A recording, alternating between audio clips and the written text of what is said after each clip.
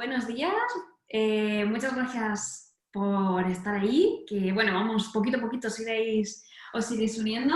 Bueno, hoy tengo el súper placer de tener aquí con nosotras a Sandra Castillo, que ella es maestra, educadora infantil, psicomotricista y terapeuta psicomotriz. Y también es Estoy en ello, estoy terminándolo. Y facilitadora de masaje infantil. Entonces, bueno, pues yo creo que es una de las personas que más visión y más contacto tiene con el tema de la psicomotricidad y del juego. Y bueno, pues me apetecía hoy un montón invitarla y que charláramos un poquito sobre juego y sobre psicomotricidad, que es un poco el objetivo. Pero bueno, si te quieres presentar y nos cuentas un poquito. Pues bueno, buenos días, lo primero. Soy Sandra, como ha dicho Arantxa, y bueno, pues llevo trabajando en los últimos 11 años en escuela infantil y bueno, siempre buscando pues una mirada de respeto, de confianza en las capacidades del niño, ¿no? Y de la niña. Y bueno, a partir de ahí pues empecé a formarme, lo que decía Arantxa, en masaje infantil, que me abrió las puertas del tacto, ¿no? y de toda esa parte sensorial tan importante, ¿no? Del vínculo afectivo. Pero bueno, la psicomotricidad es lo que ha hecho que mi mirada vaya de una forma más global y vaya más hacia el acompañamiento y hacia creer en esas capacidades que todos y todas tenemos para desarrollarnos, ¿no? Entonces, bueno, y ahora con la terapia psicomotriz, pues también buscando dándole una vuelta de tuerca más todavía, ¿no? Aparte de lo educativo y de lo reeducativo, sino confiar en que todas las personas, independientemente de su condición, tienen la capacidad de la resiliencia, ¿no? y de superarse. Ahora que estamos muy en ese momento, ¿no? En ese momento de superación y de reinventarnos, pues yo creo que los que somos terapeutas psicomotrices lo tenemos como muy integrado, ¿no? Que es una capacidad innata que tenemos y que cuando nos vemos en estas situaciones es cuando nace y cuando sale. Y dice, jo, qué capacidad de resolución de problemas tenemos y que al final parece que se nos olvida.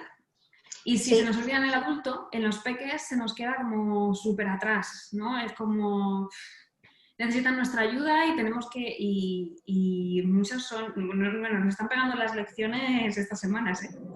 Desde luego. La capacidad de adaptación y de comprensión que tienen.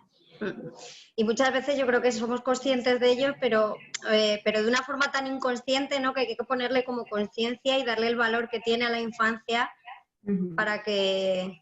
Pues para eso, para tomar conciencia y ver que de todo lo que son capaces, ¿no? Y todo lo que tienen por darnos. Totalmente.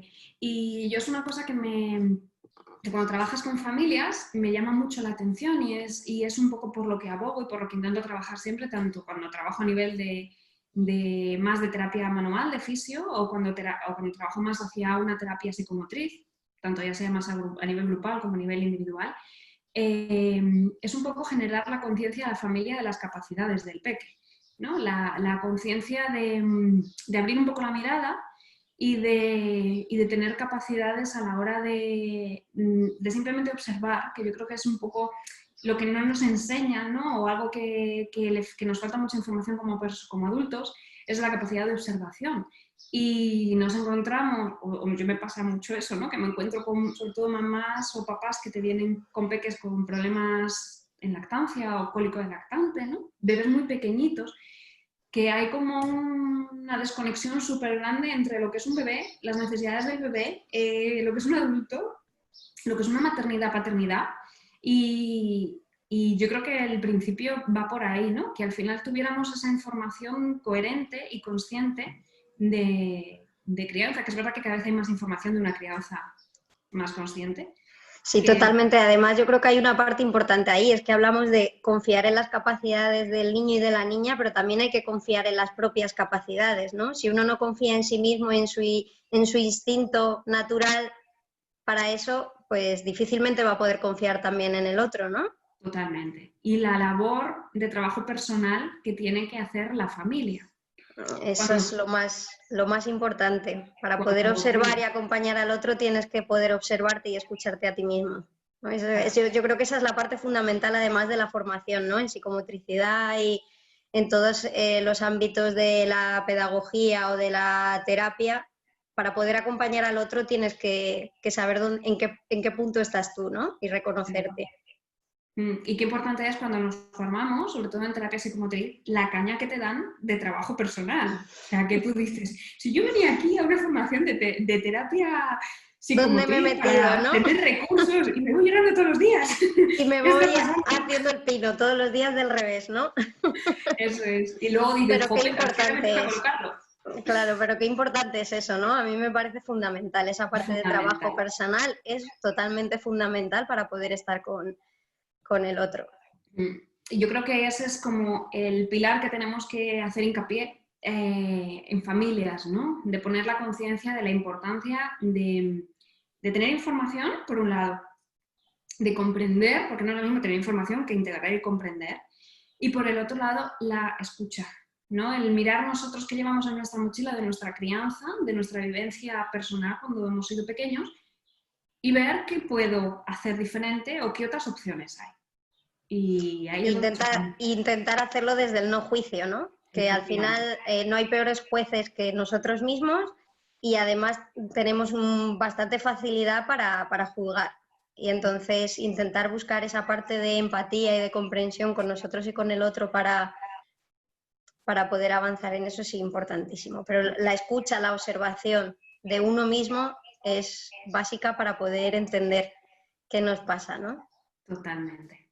Luego habrá días que sean más fáciles que otros, que todos somos seres humanos y también hay que permitirse vivir todas esas cosas, pero nos aportará mucho, desde Y luego, que y están les bien. aportaremos mucho a los niños y las niñas Claro. así. Y a nosotros mismos, porque no vamos a criar con el mismo disfrute atrás si tenemos juicio y si vivimos desde el juicio. O sea, es Desde mucho más luego. difícil y poco agradable y agradecido. Así Así es. que bueno, pues nada, pues arrancamos. Vamos a hablar hoy sobre juego, ¿vale? La idea de la charlita con Sandra es hablar de juego infantil, pero bueno, pues al final, que es un poco lo que hacíamos hincapié al inicio, es que nuestra parte, aunque tengamos formación educativa y seamos educadoras y trabajemos con la perspectiva educativa, tenemos una base muy grande también de terapia psicomotriz y de psicomotricidad. Entonces entendemos y comprendemos la visión del niño desde una forma muy integral y entonces intentamos que lo que queremos hacer de llegar un poco es que el juego tiene que tener un poco esas tres esferas, ¿no? Que tocamos a nivel psicomotor y que creemos que es como muy importante que las expliquemos, que lo integremos, pues para que veamos un poco la importancia del juego y no nos quedemos más allá de vamos a dejar de que juegue o dale cualquier cosa para que juegue, ¿no? Sino que al final todo tiene su coherencia y su importancia. Exacto, porque el niño además se desarrolla de una forma global, o sea, no nos desarrollamos por parcelas, ¿no? Sino que siempre lo hace de esta forma integral que tú dices, ¿no? Con esta perspectiva que nos da la psicomotricidad, el movimiento libre también, ¿no? Que también está bastante enlazado con ello. Entonces, sí, o sea, me gustaría hacer hincapié en la naturalidad del juego, ¿no? Que el niño es algo que tiene de forma innata, que les ayuda a expresarse, que les ayuda a aprender, a reflejar su propia realidad y también a transformarla, ¿no? Y que es a partir de ahí desde donde los niños y las niñas pueden desarrollarse de una forma global e integral, ¿no?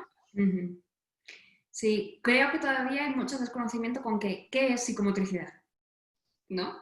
La psicomotricidad todavía, muchas personas, o sea, en casi todo el mundo con el que hables, a no ser que tenga algo de formación, lo normal es que siempre ubicamos mucho la psicomotricidad como un juego, ¿no? Es Un como, circuito, no, es un el circuito, circuito. efectivamente. Es el circuito. No, pues le pones ahí unos módulos y que salten y que se muevan. No, la psicomotricidad es mucho más allá, ¿no? Es esa unión de mente, de cuerpo y de emoción y relación, que es lo que hace que seamos una persona, porque no somos unas piernas que se mueven por libre, ni una mente que piensa, ni unas emociones, ¿no? Al final es una estructura integrada Y al niño hay que mirarle siempre desde esa estructura.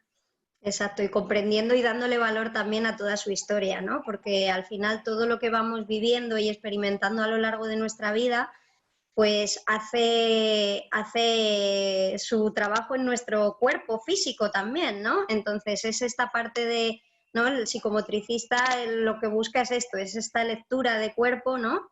De esos parámetros psicomotores, ¿no? Como son pues, el tono muscular, la respiración, ¿no? La mirada, el espacio, el tiempo, cómo nos relacionamos con todo ello, ¿no? Yo siempre termino diciendo que al final la psicomotricidad es la vida, ¿no? Porque la Totalmente. psicomotricidad es la forma de relacionarte que tienes contigo mismo y con el otro, y con los objetos, y con el espacio, y con el tiempo. Entonces, es la vida. Totalmente. Yo me imagino que alguna vez te ha pasado que hayas vivenciado el... Bueno, hablamos un poco de psicomotricidad y terapia psicomotriz enfocada al niño, pero obviamente abarca todas las edades. O sea, puedes Exacto. trabajar desde un ámbito infantil pediátrico, un ámbito infantil más educativo, o un ámbito de adultos con patología o sin patología. Por ejemplo, de salud mental se utiliza un montón la terapia psicomotriz. Y en geriatría, pues es que es un pilar, es el pilar con el que se trabaja. Pero también puede ser un recurso para trabajar con personas adultas, pues al final un trabajo de tipo role-playing y tal, pues al final estamos haciendo psicomotricidad, ¿no? Es como que llega a muchas áreas y lo guay es que todos los tengamos integradas y compartamos. Totalmente, porque además los adultos nos permitimos poco jugar y los adultos también expresamos a partir del juego y del movimiento y también somos capaces de reflejar a través de nuestro movimiento y de nuestro cuerpo y también somos capaces de transformar nuestra realidad a través de esto, ¿no? Y de tomar conciencia y de Que todo esto que efectivamente nos que aporta. se me ha ido, me he ido a hablar de etapas y se me ha ido. Que alguna vez me imagino que, bueno, yo lo he vivenciado de encontrarte en un espacio educativo con un grupo de peques o tener algún peque y no entender qué le pasa, ¿no? Y ver sufrimiento o ver que algo le está pasando a ese peque y decir, mira, me voy al aula de psico, le meto en psico y empezar a ver qué es lo que pasa. ¿No? Desde Empezar a luego, entender su emoción, sus conflictos y de poner solución. desde luego, Y desde luego. la herramienta al final es el juego, ¿no? Que la gente que nos dedicamos a trabajar con niños, el objetivo es jugar. Y desde Y ahí desde el juego, cumplir otros además, objetivos. desde el juego que parte de la voluntad del niño y del deseo del niño, porque si nosotros imponemos un juego, el niño va a estar jugando nuestro juego, no el suyo, por lo tanto no vamos a poder entender o no vamos a poder observar qué es lo que está queriendo decirnos a través de este, ¿no? O sea, al Claro. final nos hemos ido a la expresión y nos hemos quedado como en esta expresión oral, pero realmente expresamos con todo el cuerpo y los bebés nos lo demuestran cada día, ¿no? Tú a un bebé le miras y le miras con una cara seria o le miras, ellos son expertos en lectura de emociones y de cara, ¿no? Y nos hemos quedado un poco ahí, pero luego todo el cuerpo también nos está expresando, ¿no? Entonces, ponerle atención a eso, pero partiendo de lo que la persona quiere hacer o no quiere hacer, que también te da información, ¿no? También, por supuesto. ¿No? Es siempre el trabajo este tan importante de es que no puedo, es que no lo voy a hacer porque me cuesta. Y eso a lo mejor es donde más tienes que mirar.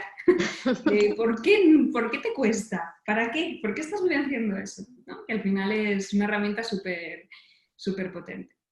Sobre todo, y lo importante también que decías del trabajo personal, de que la persona que está acompañando a esa persona en la sala de psicomotricidad tenga la capacidad de escuchar, ¿no? De no juzgar, de acompañar y de poder ofrecerle esas cosas que va necesitando, que parten de lo que a mí me parece más importante de absolutamente todo, que es el vínculo afectivo, ¿no? Porque sin seguridad y sin confianza poco más podemos hacer, ¿no? O sea, es que no nos atrevemos, si no estamos seguros, no nos atrevemos a probar, a experimentar, Efectivamente. Y no nos permitimos jugar. Y creo que en etapa de 0 a 3, de 0 a 3 años, obviamente toda la infancia, ¿no? Pero creo que esa etapa que es la que más creatividad y más permiso tiene que tener y más libertad. Y emocional, Sí, pura y dura. emocionalmente, claro. Si nosotros no entendemos o no permitimos, no nos permitimos el juego, yo creo que muchas veces el juego con los pequeños o el ya no sé qué hacer, ¿no? Que es un poco también lo que estamos vivenciando y por eso me parecía importante poder hoy reunirnos y poder dar recursos. Llega un momento que te quedas sin recursos porque no estás jugando, sino porque estás buscando medios para gastar el tiempo, por decirlo de alguna manera, ¿no? Y el conectar con tu niño pequeño, contigo mismo, cuando eras pequeño, a la vez que estás jugando, es una pasada. Y le da a los niños una capacidad brutal Desde luego, de disfrute desde luego. y de Hay que vínculo con verlo mamá y papá. como oportunidades. El juego es una oportunidad siempre de conectar, ¿no? Esta palabra a mí me la grabaría aquí, ¿no? Conectar. Desde luego. Muy bien. Bueno, y cuando hablamos de juego, nosotros hacemos más hincapié hacia, pues un poco lo que explicaba Sandra, ¿no? El juego, lo que denominamos, o se denomina más el juego libre, que es un poco ver qué juego quiere el niño y nosotros acompañarlo. Es verdad que muchas veces podemos ofrecer recursos, podemos ofrecer propuestas y luego ellos eligen si quieren o no quieren jugar. Pero el juego más nutritivo es el que nace de forma activa en el niño, el que nace desde su propia creatividad, su propia necesidad y la emoción y el deseo. Claro, hay que confiar que al final el juego siempre va a partir de su interés. De hecho, un niño que no juega sería importante observar, ¿no?, qué está pasando para que no juegue, porque ellos de una forma natural tienen interés por explorar el mundo que nos rodea y conocerlo, ¿no? Entonces, ellos de forma natural lo van a realizar. Y además este tipo de juego, si confiamos en sus capacidades y les permitimos hacer, ¿no?, desde la seguridad también, ¿no?, de una estructura y desde el acompañamiento, o sea, es esto, ¿no?, el confiar que igual que el niño sabe nacer, ¿no?, igual que confiamos en que cuando te pones al pecho al bebé recién nacido sabe cómo mamar, ¿no?, confiar en que vas a ver jugar y que además vas a ver a qué jugar, ¿no? Y que esas capacidades pues van a influir también directamente en el autoconcepto que el niño tiene de sí mismo, van a influir directamente en su autoestima, ¿no? Totalmente. O sea, si le permitimos hacer y le acompañamos, esto va a influir, ¿no? Tengo la capacidad de decidir, hay alguien que confía en mí, por lo tanto soy capaz de hacerlo, ¿no? Evitando estas etiquetas que también nos salen mucho, ¿no?, que las tenemos ahí como muy metidas, ¿no?, de este es un trasto o este es muy vagote porque le cuesta moverse, ¿no? Sí, lo de los vagos es como, ay Dios, lo llevo muy mal. Porque un niño que no se mueve normalmente es porque le pasa algo y no puede. Algo está afectándonos y no me puedo mover como necesitaría. Al igual que el extremo contrario, la agitación que no puede parar todo el tiempo, tampoco, o sea, algo está pasando ahí que no le deja parar, ¿no? Claro. Pero bueno, pero sí que buscamos, o sea, si permitimos esto y si confiamos en el niño y en la niña, les estamos permitiendo que ellos confíen en sí mismos también. Yo creo que esto es una parte importantísima para el niño y para el que va a ser o sea, que el niño de hoy es el que va a ser el adulto de mañana, ¿no? Sí. Es una persona al final. Ese foco es súper importante que le pongamos en cada niño que vemos, en cada niño que tenemos en casa, el pensar que ahora es un niño, pero va a ser un adulto. Y todo lo que yo estoy trabajando y todo lo que yo estoy haciendo con él, desde lo más afectivo a lo más cognitivo, ¿no?, que parece que es que muchas veces nos vamos a que tiene que ser cognitivo para que sea válido. Y lo emocional, lo motor se da porque el niño se mueve, y lo emocional, yo qué sé, como yo de eso no tengo, pues a él tampoco, ¿no? La falta de nuestra inteligencia emocional. Claro. Y al final estás formando una persona. O sea, la responsabilidad que tiene es muy grande. O sea, el cómo gestiones eso va a generar una persona de una forma o una persona de otra. En 0-3 es como que se crean las bases y las estructuras de las emociones y de la gestión, ¿no? Porque ellos están empezando a conocerse a sí mismos y las emociones están ahí y además están ahí y al segundo cambian y al segundo cambian y al segundo cambian y cómo nosotros gestionamos y cómo nosotros acompañamos esas emociones y cómo las vivimos nosotros mismos ya tienen ese poder, ¿no? Y ya les da esa estructura que es la que van a seguir luego en su vida adulta, porque al final cuando la emoción nos invade como adultos, al final tiramos de mochila y tiramos de lo que hemos vivido todo el rato, ¿no? Y tomar conciencia en eso, ir pudiendo modificar ciertas actuaciones, pues tiene su dificultad, ¿no? Pero bueno, esto no quiere decir que tengamos que ser padres y madres perfectas y no equivocarnos y no, o sea, vivir las emociones es vivirlas y las va a haber de enfado y va a haber algún día que perdamos los papeles, ¿no? Pero lo importante es saber estar ahí, poder reconocer, poder intentar gestionar o saber también disculparse. Claro, es un poco lo que hablábamos al principio, la importancia del no juicio. O sea, porque las emociones se van a dar. La situación de, mira, hoy no puedo más, es que se va a dar porque somos humanos, y no es malo que pase. Lo único que tengo que reconocerla y gestionar. Pues es como cuando yo tengo mucho estrés, ya no en el ámbito familiar, sino un estrés laboral, y voy atacado, pero no identifico que tengo estrés y que necesito alguna conducta, necesito hacer alguna pauta, tener alguna herramienta para poder controlar ese estrés, ¿no? Al final esa es la importancia, el observar, reconocer y hacer un gesto que produzca un cambio. Eso es. Eso es. Yo creo que esta es la parte también fundamental de todo el papel del adulto en el acompañamiento del juego, ¿no? El ser observador, el ser acompañante, ¿no? Desde el vínculo afectivo. O sea, cuando hablamos de juego libre tampoco estamos diciendo dejas al niño ahí y él juega, ¿no? Sino que el niño necesita un adulto que le dé seguridad para poder explorar desde esa confianza y desde esa seguridad, ¿no? Y luego esta observación de nosotros mismos y de él nos va a ayudar a conocernos y a la hora de ponernos en relación nos va a facilitar, ¿no? Al igual que observar el tipo de juego que el niño hace, también va a ayudar a ofrecerle el material que le facilita ese tipo de juego para que pueda seguir desarrollándose. Eso es, y yo creo que eso es la importancia de todo, ¿no? O sea, para mí es como el pilar súper importante de decir, porque muchas veces las familias te preguntan, ¿y qué hago para estimular? ¿O qué hago para...? ¿Pero y qué juguete le doy? ¿Y qué es mejor? ¿Y qué...? Bueno, ¿qué necesita tu niño? ¿Qué le gusta a él? ¿No? ¿O con qué disfruta más? ¿O con qué ves que él crea, produce más? ¿No? Hace un trabajo más creativo. Porque a lo mejor hay un niño de 1 año que disfruta con telas y es su herramienta y a otro se lo das y te dice, pero qué rollo, ¿esto qué es? ¿No? Entonces, o utilizan un objeto durante cierto tiempo porque les está devolviendo información y están aprendiendo y cuando consideran que ese juguete ya está investido, ¿no? Que ya han terminado lo que querían aprender, como que lo apartan, empiezan con otro y luego a veces lo recuperan o lo incluyen en otro tipo de juego diferente, ¿no?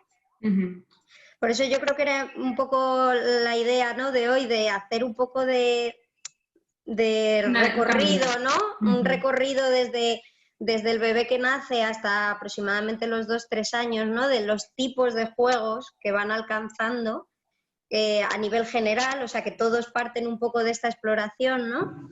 Y así poder entender un poco ese proceso y qué cosas podemos ofrecerles, ¿no? Y que les vayan a facilitar todo este desarrollo que van a hacer de forma innata. Y además son objetos que en general, o sea, a mí hay una frase que me gusta mucho, no sé dónde la he leído o la he escuchado, pero la he leído y la he escuchado en muchos sitios, y es que cuantas menos cosas haga un juguete, más cosas va a hacer la mente del niño.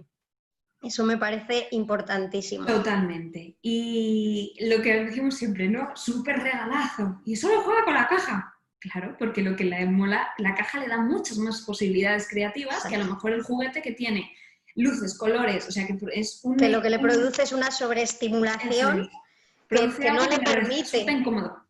Claro, le produce incluso inseguridad porque además el sonido a lo mejor no sabe de dónde viene, las luces de repente que, ¿no? O el exceso de colores, ¿no? Sin embargo, si le ofrecemos otro material como puede ser una caja puede ser millones de cosas y les permite crear. ¿no? Que es lo que ellos necesitan al final, es esa experimentación y luego también que el material sea cotidiano, porque al final a través del juego, como decíamos antes, el niño y la niña lo que buscan es conocer y reconocer el entorno, ¿no? El mundo que nos rodea.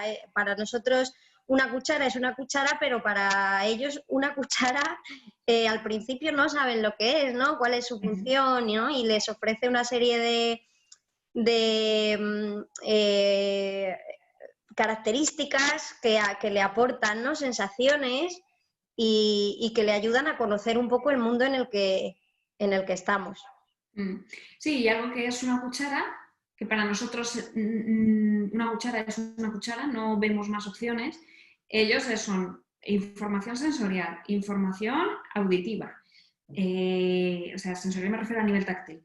A nivel táctil, a nivel auditivo, tiene temperaturas, y es como, ¡hala! Una cuchara, la de cosas que se pueden hacer. Investigo y resulta que puedo hacer trasvases y puedo llevar cosas de un sitio a otro, puedo categorizar, puedo colocar. Entonces, les da un montón de recursos. Y al final, si yo exploro el medio de cosas que conozco, lo que decía Sandra, es importante, pero es que encima, a mí lo que más me llama la atención es lo que todo el día usa la gente en casa. Porque es lo que yo estoy viendo. Lo que quiero conocer. Claro, y es lo que yo necesito conocer. Con lo cual, yo siempre digo, cuanto menos compremos a los niños, mejor. Porque sí, si de hecho, yo animaría a las personas que están viéndonos hoy a que cuando terminemos esto se den una vuelta por los armarios de casa, los cajones, ¿no? Y vayan viendo qué cosas, ¿no? Incluso que si compartís alguna fotito con Arantxa que las podamos ver. Estaría guay. Es que es divertido porque muchas veces nos complicamos la vida en qué regalar, ¿no? En qué hacer y de repente te vas a Chino y encuentras una un montón de posibilidades. cantidad de posibilidades o no a comprar nada, sino que sales a la calle cuando podamos y de repente te encuentras un montón de recursos que les van a facilitar, que les van a aportar un montón de información y que además es lo que más les gusta, que es el material no estructurado, el que cuando lo coges no sabes lo que tienes que hacer, o sea, no te dice lo que tienes que hacer, ¿no? Que no solo tiene una forma de uso, sino que es abierto y te permite crear, inventar, utilizar para muchas cosas diferentes, ¿no? Y conocer lo que hablábamos, ¿no? El mundo que nos rodea. Total. Pero antes de llegar a esta parte, ¿no? De conocer el objeto, es importante que les demos ese tiempo de conocerse a sí mismos, ¿no? Porque hay veces que queremos que cojan un sonajero, pero no se han reconocido su mano, no les hemos dejado, ¿no? Que el bebé va a meterse la manita en la boca y le decimos, no, la boca no, ¿no? O que no han puesto las manos en común todavía, en su línea media. Que serían las primeras fases del juego.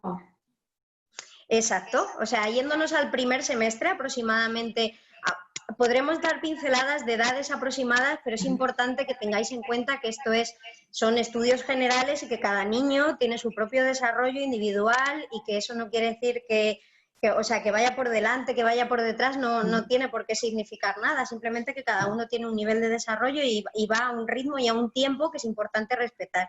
Y que todos, o sea, a mí esto me parece súper importante, ¿no? Porque como hablemos de meses, entramos muchas veces en pánico. Claro. Entonces es importante que cada niño y cada niña tiene su claro, lo que pasa tiempo. Es que a la hora de hablar hay que marcar márgenes. Exacto. Porque no podemos hablar de experimentación de las manos y que nos vayamos a los 3 años. Entonces es por poner un poco de marco. Exacto. Pero al final hay que entender que el proceso de desarrollo es independiente y es individual en cada niño. Exacto. Exacto, entonces yo sí que en este primer semestre de vida del bebé me iría un poco a esa parte de propiocepción, ¿no? El objeto principal de este semestre es la mamá, ¿no? Es la mamá, el primer objeto que tocan, ¿no? Pues si es un bebé lactante, ¿no? Que está mamando, pues el pecho de la mamá, el tocar, ¿no? Y sobre todo, exacto, todas esas sensaciones que nos llegan a través de este contacto.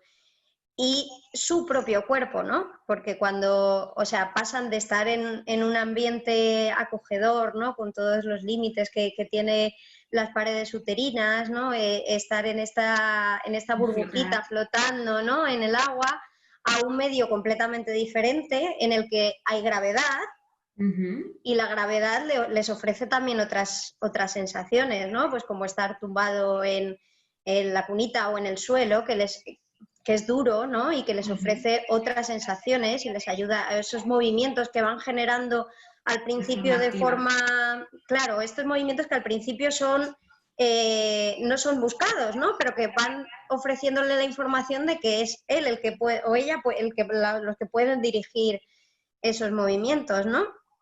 También aquí yo haría hincapié en el masaje infantil, ¿no? Porque es una herramienta que es como súper desconocida. Si mi bebé no tiene cólicos, no necesita masaje infantil, y el masaje infantil va infinitamente más lejos, ¿no? Y va muchísimo más allá, porque aparte de ofrecer esta conexión y este estar y este tacto, también ofrece la posibilidad de conocerse a uno mismo, ¿no? Y cuando me están tocando la pierna y me lo dicen, yo empiezo a tomar conciencia de que esto es mío, ¿no? Y de sentir mi cuerpo. Generar el esquema corporal. O sea, yo no puedo ir a coger un objeto si yo no sé dónde estoy yo y dónde está el objeto.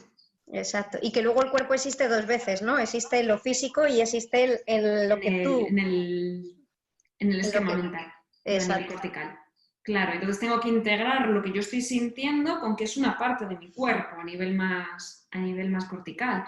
Y para eso el masaje yo siempre digo que para las primeras etapas, la primera etapa, bueno, podemos ir hasta el año, perfectamente. Bueno, y a ver, o sea, realmente el masaje infantil es infinito y ofrece los mismos beneficios, pero sí que en esta parte es como algo muy importante porque le ofrece el vínculo, ofrece la conexión, ofrece la propiocepción. O sea, invito a que indaguéis más allá del cólico en el masaje infantil. Todos los beneficios que tiene y lo que va a ayudar al desarrollo del pequeñito. Vale, bueno, pues primera etapa, con contacto entonces, materno. Una vez que ya hemos empezado a descubrir esas, ¿no? Nos hemos descubierto las manos, entonces ya puedo coger algo, ¿no? Porque ya, ¿no? Va primero esto, ¿no? Y después ya empezamos a coger algo. Una vez que han descubierto sus manos, podemos introducir objetos. Lo ideal sería, bueno, esto hablando siempre de bebé en suelo, ¿vale? Sí, en bueno, suelo, vale, nosotros partimos, claro. Partimos de que el bebé, o sea, no está en una hamaca o en una trona, y partiendo también del respeto por las etapas de desarrollo motor, ¿no? Por no forzar posturas, que el otro día lo hablabas también en el directo que hiciste sobre desarrollo motor, ¿no? Que esto es importante, porque si les ponemos en una postura en la que ellos no pueden alcanzar por sí mismos, tampoco la pueden deshacer, por lo tanto no van a estar seguros porque son más dependientes y van a necesitar más de la presencia del adulto porque no pueden gestionarlo ellos de forma autónoma, ¿no? Que son los bebés que se enfadan mucho porque están tumbados y que se enfadan mucho porque no se pueden tumbar cuando les sientas. Exacto, porque al final les hacemos dependientes. Claro. ¿No? Sin embargo, si les ponemos en una postura que ellos pueden manejar, les permitimos esa capacidad de autogestión, de descubrimiento por sí mismo y al igual que aprenden a hacer, también aprenden a deshacer. Por lo tanto, es autonomía, ¿no? Totalmente. Independencia y capacidad de generar autoestima. Totalmente. Y luego la seguridad también, el equilibrio, que es importantísimo, ¿no? Para ellos. Entonces, en estas primeras etapas, pues no es necesario poner 20 objetos, ¿no? A lo mejor con poner un par de ellos o 3 incluso por alrededor para que puedan, de forma que puedan alcanzarlo. Es importante que estos objetos no rueden, ¿no? Porque si de repente voy a alcanzarlo pero se me escapa, lo que va a hacer es frustrarme y va a hacer que al final el niño deje de intentarlo, ¿no? Claro. Entonces, el deseo. Exacto. Juegos y objetos que faciliten lo que está alcanzando en ese momento, ¿no? Por ejemplo, yo me he traído aquí algunas cosillas que he encontrado por casa. Genial, tenemos aquí los recursos cada una en nuestra casa. Sí, hemos abierto cajones y armarios y hemos encontrado, ¿no? Hay algo importante en el criterio de la selección de objetos cuando se le van a entregar al niño y a la niña, y el primero es que sean seguros. O sea, la primera condición es que tienen que ser muy seguros y que nos tienen que dar seguridad a nosotros, porque a lo mejor hay un objeto que es muy seguro, pero yo no me siento segura ofreciéndote este objeto, es preferible que lo quites, porque entonces no vas a estar tranquila y se lo vas a transmitir, ¿no? Y luego algo importante también en estos primeros objetos es que sean de fácil agarre, pero también de fácil, bueno, que puedan cogerse y soltarse de manera fácil, ¿no? Porque hay veces que enganchan, pero luego no son capaces de abrir, entonces les frustran. Algo que como primer objeto, no sé si conocéis el pañuelo Pickler, bueno, este es casero, es tela de lunares. Con amor. Sí, creo que la medida es 35 por 35, entonces es una tela de algodón que simplemente, pues, o sea, si la ponemos sobre algo, se mantiene, bueno, ahora no soy capaz y con el teléfono no puedo, pero bueno, que al se queda ponerla de pie. sobre... Sí, se queda de pie. Entonces, son colores que llaman su atención porque ya sabéis que, el órgano de la vista es el último en desarrollarse, ¿no? En los sentidos. Entonces, normalmente son con colores rojos o negros. Y blancos que estimulan exacto, la visión. O sea, es blanco y negro o blanco y rojo. Y estimula la visión y luego es muy fácil de coger, es muy fácil de soltar. Si se les cae encima, porque en este momento van a estar boca arriba, no les va a hacer daño, por lo tanto también les tapará la cara, ¿no? Y de repente hasta que consiguen quitárselo, ¿no? Que empieza este juego del cucutrás, ¿no? Que nos hacían las abuelas y que les aporta tanto a los niños y a las niñas, ¿no? Que al final es permanencia del objeto, ¿no? Entender que las cosas, aunque no las vean, siguen existiendo, que se va desarrollando, ¿no? Con todos estos juegos. Otra cosa, por ejemplo, es una pluma de bádminton. Es un objeto súper sencillo que no pesa nada, es muy fácil de coger, es muy fácil de soltar. Les ofrece perspectivas, porque si lo cojo y lo miro así, veo una cosa, pero si lo miro desde aquí, veo otra, si lo miro desde aquí, veo otra, ¿no? Luego, el tacto del pañuelo es una cosa, el tacto de la pluma es otra, esta parte de aquí es diferente, ¿no? O sea, ir ofreciéndoles diferentes materiales. O bueno, pues esto es de algodón. Normalmente es mejor que no lleven sonido, ¿no? Y si lo llevan, que vean de dónde sale. Porque si de repente aquí hubiese un cascabel, les puede agobiar, ¿no? El no saber de dónde parte el sonido. Sí, hay muchos niños que les pasa, que son más sensibles al sonido y les asusta. Exacto. Entonces, si les ofrecemos un sonajero o algo, pues si es posible que se pueda ver de dónde parte ese sonido es... A mí me gusta mucho para las primeras etapas en las que empiezan a manipular los sonajeros estos que son un palito que llevan cascabeles. El cascabel, sí. Porque identifican, cogen el cascabel solo y lo mueven y ven que suena. Me parece un recurso muy chulo para ellos. Lo es. Y luego también otra cosa que hay que tener en cuenta es el uso que les dan a estos objetos, ¿no? Y es que la exploración va a ser, en primer momento, siempre oral, ¿no? Esto que vemos, que es que se lo mete toda la boca. Claro, es que es a partir de la boca por donde ellos van pudiendo reconocer todos estos materiales, ¿no? Y estas sensaciones de frío, de calor, ¿no? De texturas más gruesas, texturas más suaves, más ásperas, ¿no? Dependiendo de los objetos que le vayamos ofreciendo. Luego esto que hablábamos de las vistas y las perspectivas, y es importante también tener en cuenta que los utilizan de uno en uno, ¿vale? O sea que primero a lo mejor pueden estar horas con un objeto, porque un material que a lo mejor tú dices el pañuelo, pero es que ¿qué le va a ofrecer el pañuelo? Bueno, es que no podríamos enumerar la de cosas que pueden hacer con un pañuelo. Y este pañuelo ahora, pero con 2 años ya veremos que lo pueden utilizar de otras 1000 maneras, sí. Había estudios del Instituto LOXI que apuntaban, ¿no?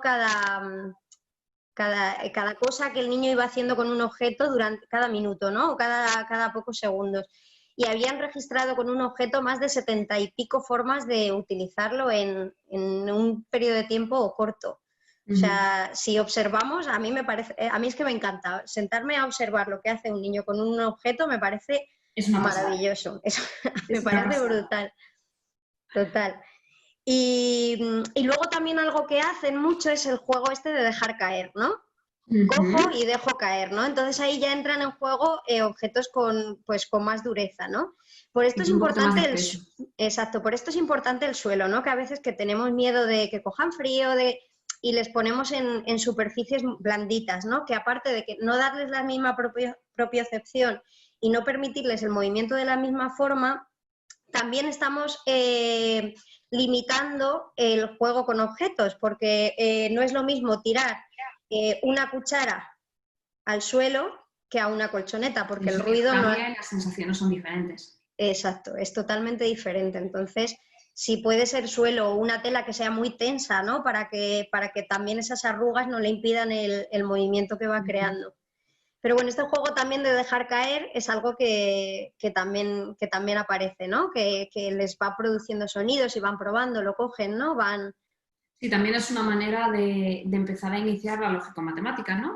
Yo cojo aquí, suelto y tarda en caer, ¿no? Empieza a generarse ahí un proceso de Todo. pensamiento. O sea, al final el pensamiento y lo cognitivo y los conceptos están desde el minuto cero.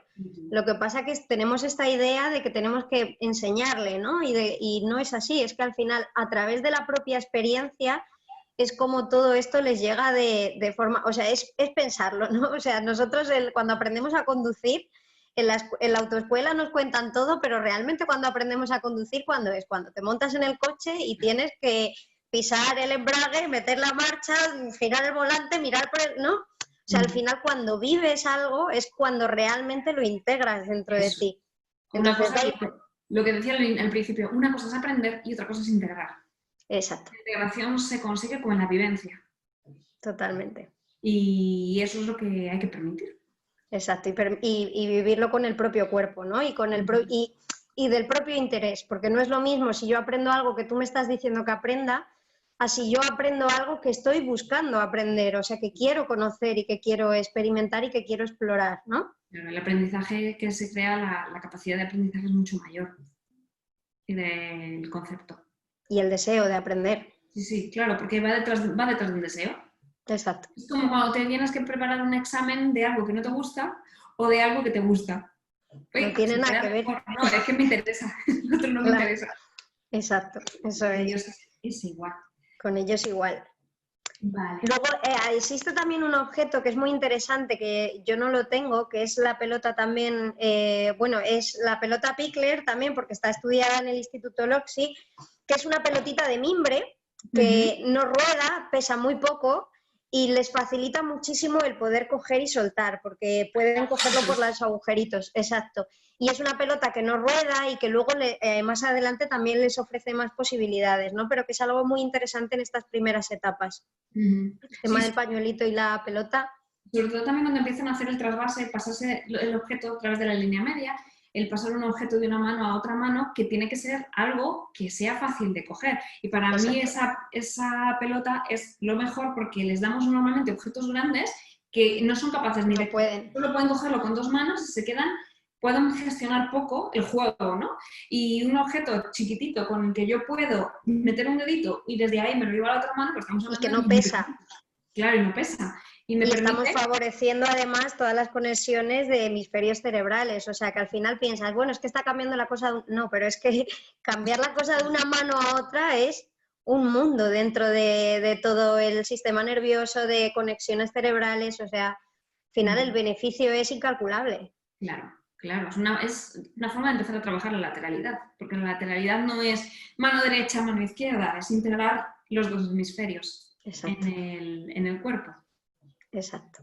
Y de reconocerlos, ¿no? Y saber que yo puedo influir en esto que tengo en la mano, porque puedo llevarlo hacia donde quiero. Luego, Muy a partir, bien. nos ¿Alguna iríamos parte? ya como, yo creo que esta parte, no sé si tú tienes algo que... No, porque es a partir un poquito más adelante, cuando yo tengo recursos. Sí, bueno, yo tengo por aquí también, a ver, aquí tengo recursos que también se le pueden ir ofreciendo en esta parte del Claro. segundo trimestre, porque, por ejemplo, a lo mejor estas que tengo no son las más seguras ni las más nuevas, ¿no? Pero las flaneras, por ejemplo, son un recurso muy, muy chulo para ellos ahora, porque cuando cae el sonido que les devuelve es muy, muy diferente. Luego, y ahora en el primer año veremos qué otros usos le pueden dar. Pero vamos, cestos con materiales de distinto tipo, ¿no? Con cucharas de madera, con cucharas de metal. Tapitas tengo yo. Las tapas son maravillosas, además les Pesan encantan. poco, las puedo Exacto. agarrar bien porque tienen un borde, suenan. O sea, me da un montón de capacidad de exploración las tapas. Y las muerdo y son duras, están fresquitas. Exacto. Así que me Exacto. da un montón de información. Y yo tengo igual que, pues, a lo mejor para el segundo semestre, botellas sensoriales sí que se pueden empezar. Obviamente esto es muy grande y un bebé pequeñito se las das, pero es verdad que a veces se las das y... Pero cuando empieza el gateo ya, cuando empieza, o sea, los objetos que ruedan, es importante ofrecérselos cuando ellos ya tienen un movimiento, ¿no? Cuando ya reptan o cuando ya son capaces de gatear, porque si se van, pueden ir a buscarlos. Exacto. Y es una forma de estimular el movimiento, sin forzar nada. Simplemente dejándoles jugar a ellos solos. Ahora que están tan de moda los vídeos estos rápidos, es graciosísimo. A mí me han estado mandando a las familias un montón de vídeos de este tipo y es graciosísimo porque ves la pelota y va para acá, para allá, y croqueta, y ruedo, y me desplazo, y vuelvo atrás, y dices, madre mía. Y está en 10 minutos, pero... Claro, y además ya cuando se pueden mover por el espacio son ellos mismos los que transportan las cosas, son lo que los provocan. Las botellas son algo también esencial en la conquista de la verticalidad, ¿no? Y es que cuando ellos buscan la verticalidad en su cuerpo, también la buscan en los objetos. Entonces, estas botellas, bolos, ¿no? Todos estos materiales que se pueden poner de pie, les ofrecen esa visión de, esto lo tumbo, pero lo pongo de pie y luego voy probando yo en mí mismo, ¿no? Hay veces que prueban primero con el objeto y luego van experimentando y explorando su propia verticalidad, ¿no? Y la pongo de pie y la tiro y rueda y me voy a buscarla y vuelvo a repetir, ¿no? Porque la repetición es algo, o sea, además fijaos, porque la repetición no es una repetición como tal siempre, nunca es igual.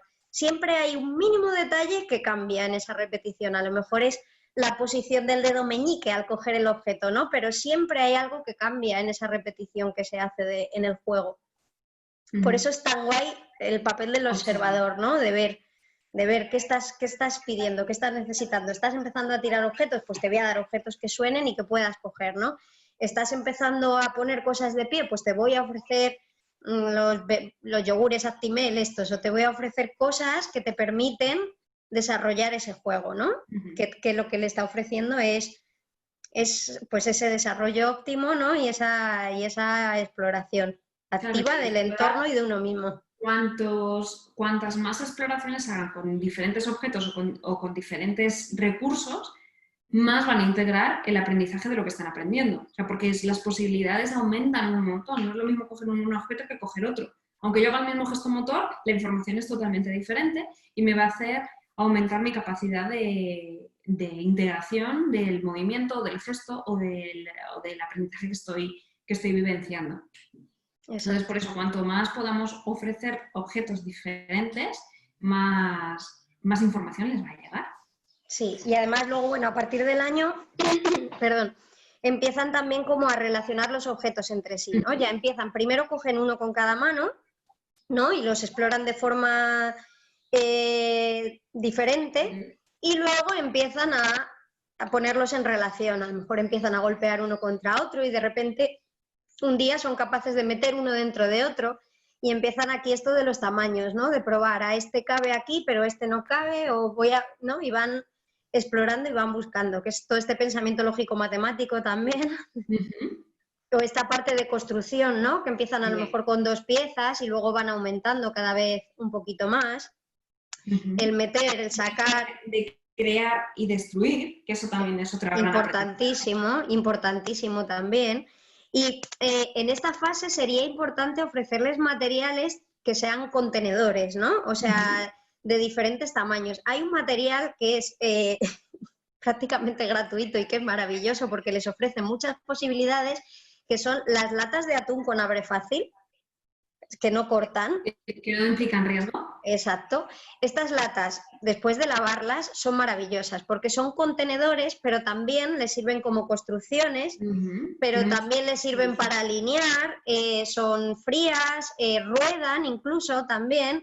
O sea, es un material que les da muchísimas posibilidades de acción y que suelen disfrutar mucho, ¿no? Pero vamos, contenedores como cuáles, pues por ejemplo las flaneras de las que hablábamos antes, que hay más grandes, que hay más pequeñas.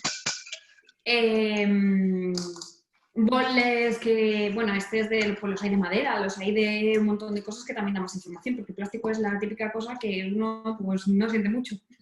Hay recursos Exacto. interesantes, pero Entonces, bueno, pero también para meter cosas dentro de otras o para apilar, y me voy haciendo torres, pues también. Exacto. Antes alguien decía los morteros, o sea, el Los mortero morteros. es algo también que ofrece muchas posibilidades.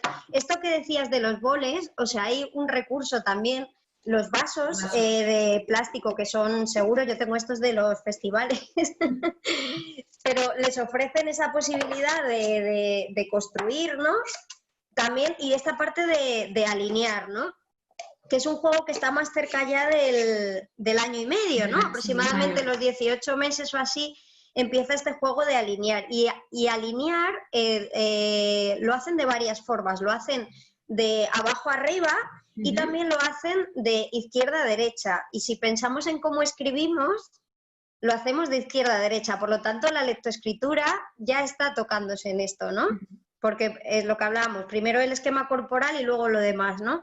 Pues al final, cuando les permitimos este juego de alinear, que seguramente que todos los que hayáis tenido niños ya en estas etapas, habréis visto cómo cogen objetos y si tienen cantidades empiezan a colocar en series, ¿no? O los típicos animales que ves toda la fila de animales, o los coches todos seguidos, ¿no?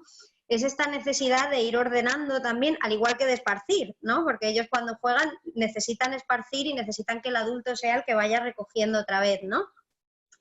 Pero todo este despliegue también necesitan ordenarlo, ¿no? Y lo hacen en vertical, que van añadiendo piezas poco a poco, o lo hacen de izquierda a derecha. Algo que no he dicho de la etapa anterior, o sea, de a partir del año así, las cadenas son un recurso que hay que sentirse seguro para ofrecerlo, pero que les aportan muchísimo y que les gustan muchísimo. O sea, cadenas gorditas, cadenas más finas.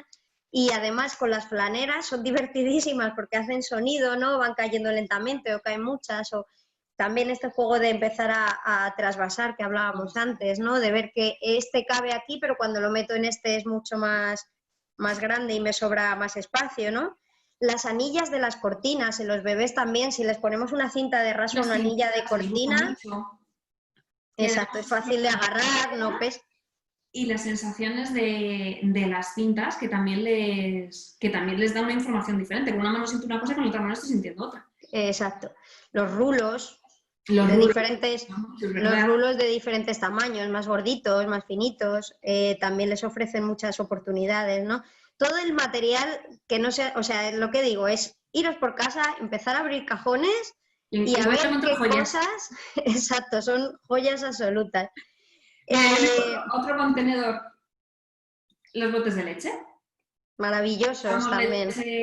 Leche de fórmula, pues los botes los lavamos y también podemos guardarlos. Los paquetes de las cajas de las toallitas, que muchas familias tienen cajas de toallitas o la típica caja de tisús. O la tapa, o simplemente la tapa. Y puedo abrir, cerrar, quito, meto, saco. Buah, eso es a partir del año horas muertas. Totalmente. Luego yo tengo aquí el repertorio de la cocina, me trae, ¿no? Desde el colador, esto, o sea, es que al final hay un montón de objetos cotidianos que les ofrecen un montón de posibilidades. Sí. Yo me acuerdo también que no tengo, pero también estoy tirando ahí de recursos, las botellas de Coca-Cola y las pinzas de la ropa. El meter dentro, les gusta mucho, pompones, ya niños que controlamos y sabemos que no va todo a la boca. Pues estamos hablando de niños un poquito más mayores, pero igual el categorizar, o si ya son mucho más mayores, pueden categorizar por color, por tamaño, por forma, o simplemente el meto en un lado y empiezo a trasvasar. Exacto. Esto es importante a partir del juego que hablábamos ya, ¿no? De a partir del año y medio que empiecen a entrar las cantidades de materiales, ¿no? Porque empiezan los juegos de colección, ¿no? Que es lo que tú dices. Al principio a lo mejor lo meten en un sitio y lo transportan a otro lado, e incluso lo esconden, ¿no? O a lo mejor si no tienen un contenedor lo dejan en un sitio, ¿no? Pero estas colecciones y que empiezan a buscar pues los iguales, ¿no? A lo mejor al principio no es con criterios de clasificación de color, tamaño, pero sí que a lo mejor las mismas formas, ¿no? Pues las empiezan a recoger. Pues como pueden ser tapones, por ejemplo, podemos ir guardando tapones, ¿no? Esto con niños que ya observamos que no se pueden atragantar o midiendo el tamaño de los tapones también, claro. Y hay otro recurso que yo me acuerdo de una que la encantaba, que es los CDs, que claro, ahora a lo mejor no hay tantos, pero los CDs con la base donde se tenían para meterlo. Metiendo, y como se mueven, brillan, los puedo manipular con una mano con otra y los voy insertando. Maravilloso. Y no necesitamos ningún juguete. Algo que la mayoría de nosotros tenemos en casa con las anillas de cortinas, que eso no sé si la mayoría, pero el sitio donde ponemos los rollos de papel de cocina, o esto con las anillas, es un juego que puede dar, o sea, puede ser de días y horas de juego, de insertar, de una vez que he insertado las anillas, ver el sonido, ¿no? Retirar, volver, coleccionar, me las llevo. Es un juego que da mucho juego. Totalmente. Tenemos 5 minutillos, Sandra. Sí, bueno, pues rápido.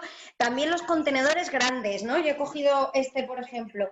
Esto, además de permitirles coleccionar cosas de otros tamaños y ver los tamaños, también les permite meterse dentro y ver qué espacio ocupan, ¿no? Y dónde quepo y dónde no quepo, ¿no? Y esta parte de esquema corporal. Haciendo ahí, a colación de eso, hay un juego muy chulo que es dentro de gavetas o de...